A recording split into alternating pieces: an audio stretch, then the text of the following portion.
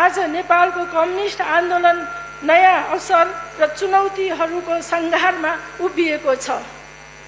जनताबाट निरन्तर विश्वास, माया र समर्थन प्राप्त गर्न सफल भएको यस आन्दोलनलाई अझ प्रभावकारी, जनमुखी र समय सापेक्ष बनाउँदै जनतासँगको सम्बन्धलाई थप सुदृढ गर्ने विषय आज गम्भीर समीक्षा र आत्ममन्थनको विषय बन्न पुगेको छ।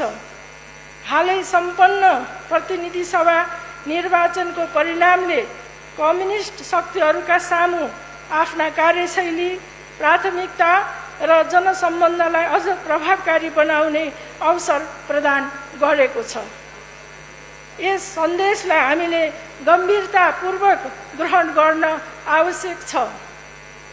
तर कुनै एउटा निर्वाचनको परिणामका आधारमा जनताको बहुदलीय जनवादको सान्दर्भिकता वा कम्युनिस्ट आन्दोलनको भविष्यबारे हतारमा निष्कर्ष निकाल्नु उचित हुँदैन। राजनीतिक आन्दोलनहरूको मूल्याङ्कन दीर्घकालीन ऐतिहासिक विकासक्रम, जनविश्वास, वैचारिक क्षमता र समाज रूपान्तरणमा पुर्याएको योगदानका आधारमा गरिन्छ, कुनै एक निर्वाचनको परिणामका आधारमा मात्र होइन। तथापि जनताले व्यक्त गरेका अपेक्षा र सन्देशहरूलाई रचनात्मक रूपमा आत्मसात गर्नु आजको आवश्यकता हो।